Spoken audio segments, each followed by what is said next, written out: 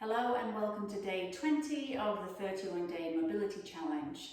Today we're going to focus on our ankles and our feet.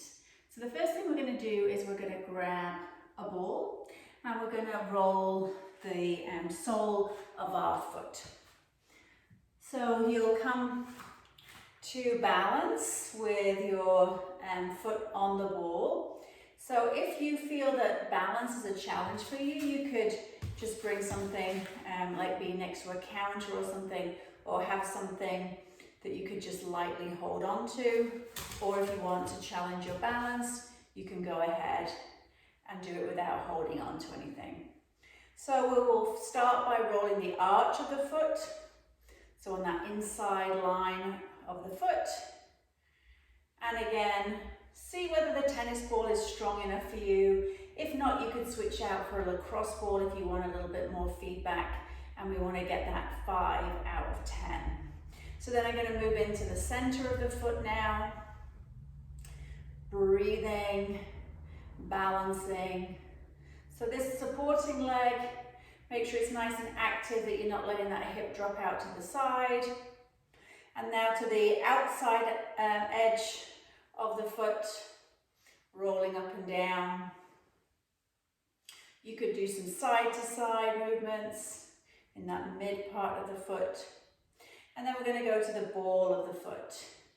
So circling around in each direction. Let's add some ball grabs, so wrapping the toes around the ball, really trying to grip and release, grip, release. And then let's go to the heel, same thing, circles around, or you could just apply pressure down into the heel, making sure you go in each direction, seeing how that feels, making sure you're breathing and keeping that 5 out of 10. Okay, let's change sides. So starting with the arch of the foot, noticing any difference between sides, scrubbing forward and back, down that inside edge of the foot. Coming into the mid foot now, forward and back. Really taking your time. If you find any tight spots, to maybe just stop and press down a little bit, and then continue your rolling. And then to the outside aspect of your foot, along that side. And again, holding on if you want to be able to just add a little bit more pressure down, being able to hold on to a steady surface can help with that. Okay, so from there, let's go to, we could just do a couple of side to side in that mid part of the foot, see what it feels like to cross side to side instead of front and back. And then we'll go to the ball of the foot. We will circle round on the ball of the foot. And in the other direction. And then going into some grabs, wrapping the toes around and release. So really make those toes work as they squeeze around the ball. And then come to the heel. Same thing, pressing that weight down. Maybe you just hold the pressure down into the heel, or you add your circles around. Breathing, staying nice and balanced on this other leg, nice and tall. Okay, so from there we're going to foam roll this muscle at the front of the shin. So we'll come into all fours, placing the ball underneath that the leg. So you want to be kind of to the outside of the shin bone. And then you're going to see what that feels like rolling up and down that muscle. So start at the top portion by just under the knee. Breathe.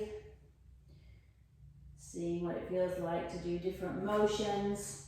So as you're here, you're pushing through those hands into the floor, separating your shoulder blades and keeping your abs nice and tight. Okay, so I'm going to come further down. More into the belly of the muscle, scrubbing, Good. Or you could just pause and let the weight of your body press down into the muscle. Moving further down shin. Seeing what that feels like, holding when you feel tension, pressing down, breathing.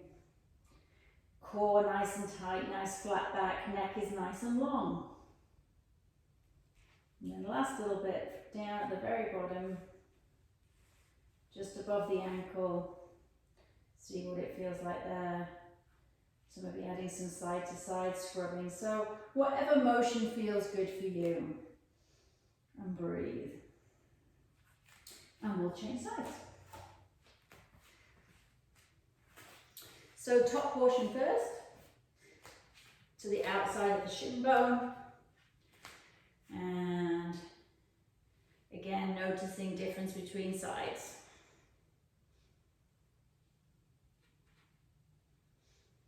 So up and down, side to side a little bit, or just pressing down, keeping that core on, and moving further down the muscle. So you kind of want to try and see if you can wait for that release to happen, for it to feel a little bit less tender before you move to that next spot. So it might take you breathing in that same spot for a few breaths to try and release the tension. And again, we're 5 out of 10, moving further down. If it's too much to hold the knee off the floor, you could put your knee down on the floor and just let gravity fall onto the ball. And then finally, just above the ankle, the bottom part of the shin, seeing what that feels like there. So take your time to explore all your tight spots. So we're going to do another one now, but for the calves, and I think this can be really quite tender for a lot of people. So really modify the intensity with your arms. So we're going to put the ball behind the back of the knee into the belly of the calf, and then you'll have your hands down and modifying how much pressure you put back onto your heels. So sometimes that's just enough to just hold there rather than adding, until you can get your bum pretty much all the way down to your heels. I wouldn't really play around with too much movement. I would just focusing on breathing. So check your shoulders aren't by your ears if you're not white knuckling through this. Breathe, seeing if you can breathe out and let the tension go a little bit, and see if you can sit back a little bit further as the tension releases. So now I'm going to move a little bit further down the calf. And again, gingerly add pressure and see what that feels like. Breathing. So again, 5 out of 10.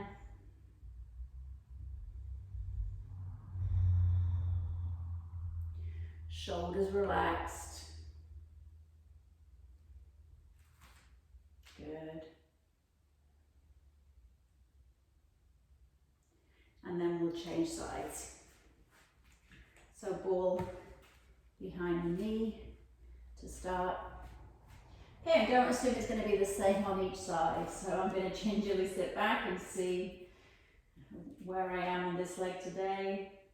So definitely tighter on this side for me. So I'm taking a lot more weight into my hands.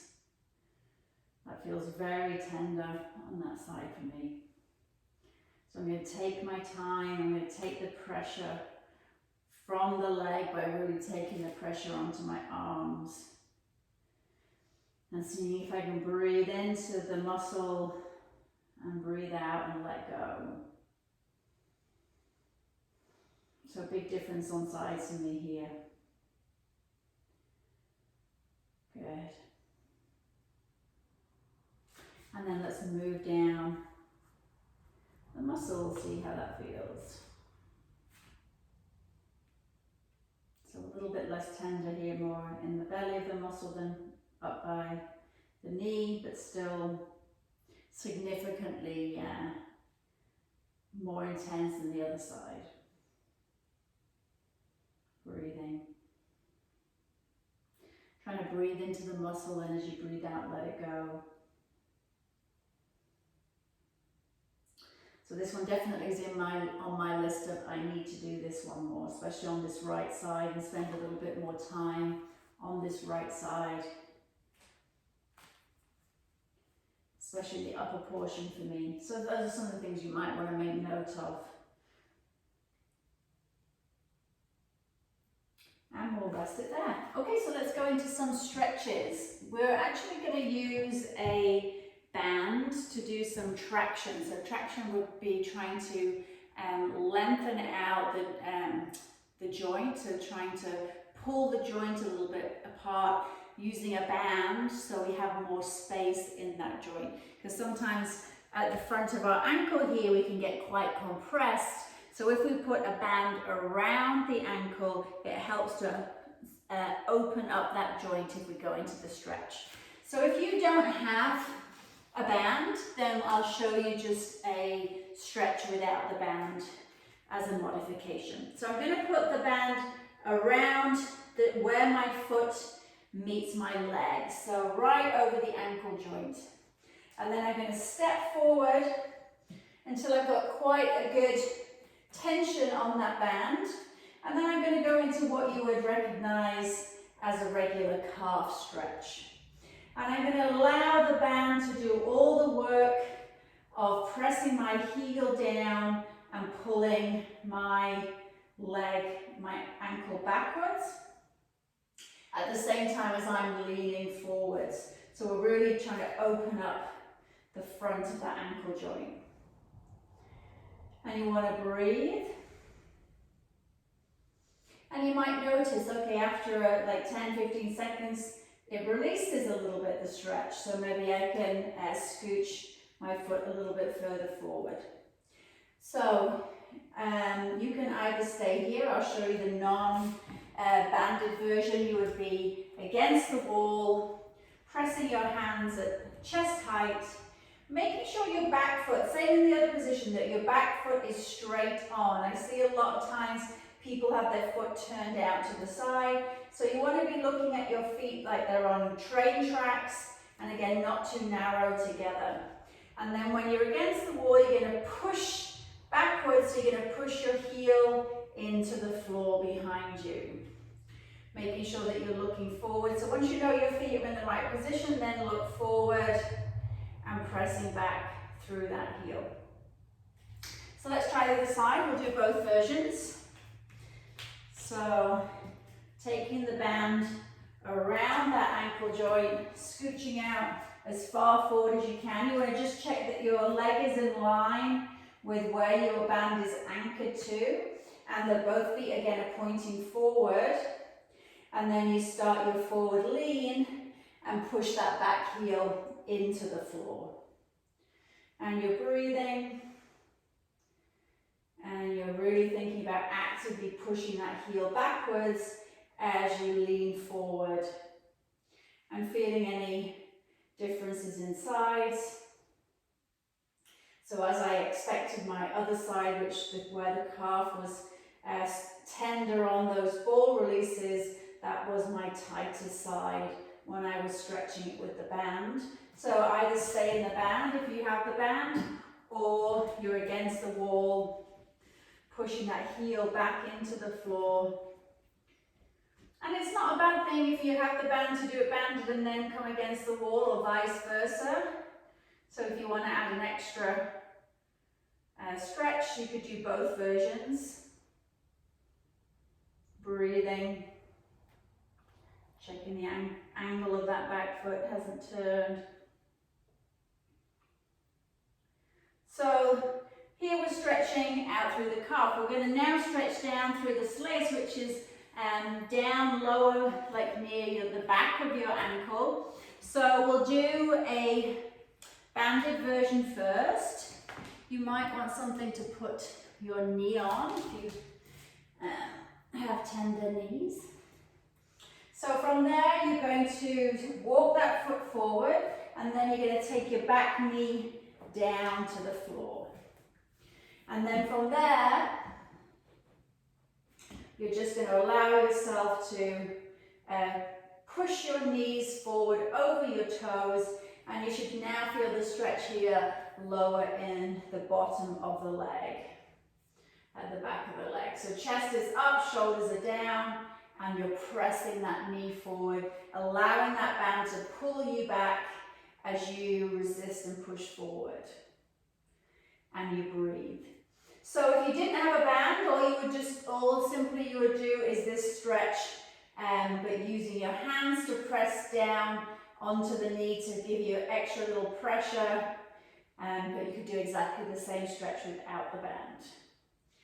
So breathing, see if you can go a little bit further, pressing that knee over that first toe, so keeping that knee tracking in line, pushing down with the hands, breathing.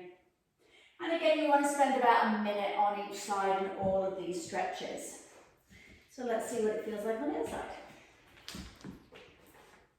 I step out as far as I can, and the other knee comes down.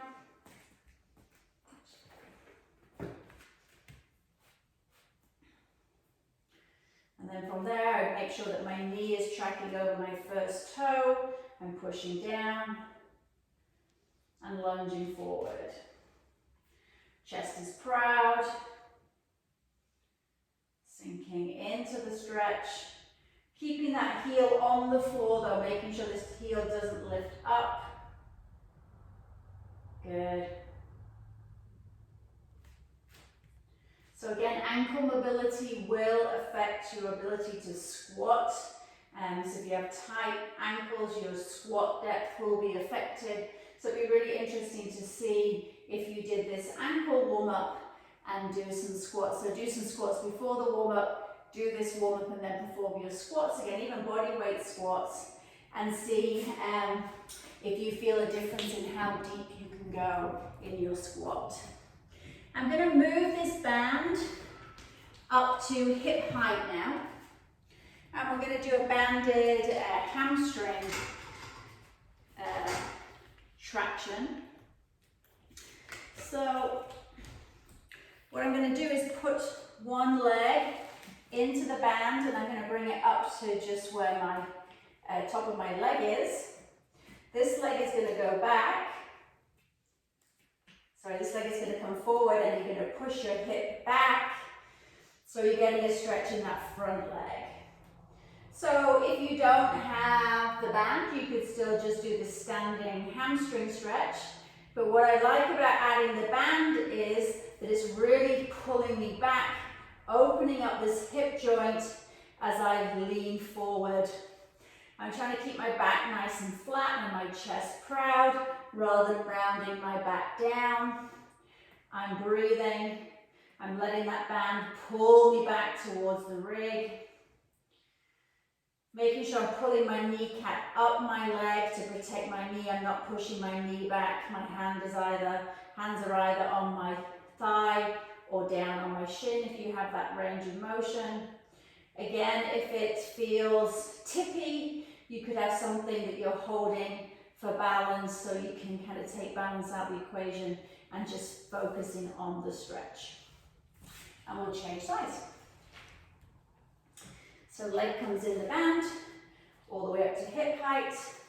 That leg comes out in front. Your feet are back hip distance apart, and then you're going to let that band pull you back, and you're going to try and keep those hips nice and level. So sometimes it's useful to put your hands on your hips to see that your headlights are shining in that same direction. Chest is proud, trying to kind of lean forward and out rather than forward and down.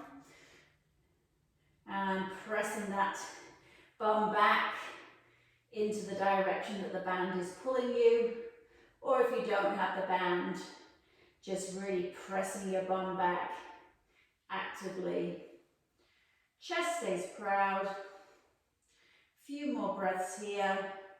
So I'm looking that both feet are pointing forward. I'm on train tracks, not on a tightrope, so my feet are hip distance apart. It's going to give me much more balance. Last couple of breaths, breathing into the muscle, breathing out, trying to let it relax. And then we'll come out of that. Okay, so next we have standing eversion. So we're going to work on working on the outside edge of our foot. So we're going to, so if you rolled your ankle, we want to be able to have flexibility that your foot can roll on the outside edge and it's not so tight that you would pull something if you were to suddenly roll your ankle. So we're practicing trying to roll onto the outside edge of the foot by lifting the arch and leaning to that one side. So you can use something for balance if you needed to, a counter or something to your side. Otherwise, you're just standing and rolling onto that outside edge. So I'm trying to lift the arch off the floor as much as I can. Then I'll hold it, I'll see if I can go a little bit more. You could even lift your toes on the other leg or your heel on the other leg just to put more pressure on the foot. And then release it down, do a couple more. Good. And breathing. And then you'll compare that to the other side. So trying to keep that leg nice and straight and make the movement come from your ankle. When I first did that, my knee wanted to do the work, so trying to get into that right joint. Rolling onto the outside edge, so you can take some weight on as you roll out. But go slowly if you've had past ankle sprains. Just make sure you're working into a range of motion that is pain-free. So you could hold it over to the side. You could lift your toes on the other leg. See what that would feel like. You could lift your heel on the other leg, see what that would feel like, rolling onto the outside edges. And then we could do both feet at the same time, rolling out, look down, compare whether your feet are equal in their ability to roll onto the outsides. Good. So 2 more. And then we'll release. Just give those legs a little bit of a shake out. We're going to do some standing ankle circles. So we're going to stand nice and strong on one leg. If you want to, again, have something to the side of you for balance, then do that. Otherwise, you're balancing on one leg. Arms are nice and active out to the side. And we're going to circle our ankles around. Breathing. Nice, again, making sure that the movement is coming from your ankle joint, not your hip or your knee. Good. And then we'll change direction. So again, if this leg gets tired, then bring something in to support you. So no right or wrong. It's not really the balance that we're focusing on mainly. It's the ankle movement, and then the balance is that secondary challenge. Good, nice and strong in the rest of your body. Good, let's change sides. And then circling in one direction. Good. Balancing if you like. So when I'm balancing with the rest of my body, I'm trying to tense. So I'm tensing through my arms. I'm tensing through my core. I'm trying to keep everything else rigid except the joint that's moving. We'll go the other direction. Nice. Good job. And then you'd want to kind of build up to a minute per side, so maybe 30 seconds in one direction, 30 seconds in the other direction, switch leg, 30 seconds, 30 seconds. We're going to do some calf raises, but today we're going to be in a split stance position. So this might be another one where you might want to be next to a counter or something for balance, so you can focus on your calf raise rather than on trying to stay upright. So we'll have a block or a book or something to elevate your front heel. So it's like the wedge stretch that we did the other week. And then I'm going to take my back leg into that split stance. So from there, I'm just going to use the foam roller for support. I'm going to come into my calf raises on my front leg. And the more I lean forward, the more weight I'm putting over this front leg, and the more challenging it's going to be. So you're going to go and do as many as you can until your calf says that's enough, or you kind of start using other muscles to lift the heel up and trying to breathe. So you should start to feel a warm sensation in the back of that calf. And then you're going to make a note of how many you did, and then next time you'll see if you can beat that number. Okay, so switching sides, and again it's really important to make a note of whether you could do more on one side than the other, because we want these to be pretty even, you know, within a couple of reps, you want them to be similar. Maybe not always the same, but similar. Okay. So really trying to lift that heel up as high as you can, and then pressing it down into the floor. Remember, the more lean forward, the harder it's going to be on more weight into this front leg. Make sure you're breathing. So if you didn't want to use support, you could have your hands out to the side, so that would be another challenge. But again, take the balance out of it if that then makes you wobbly all over the place. Okay, so make a note of how many you do, and then try and beat that score next time. So from there, we're going to finish with a split kneeling hamstring stretch with some plantar and dorsi flexion.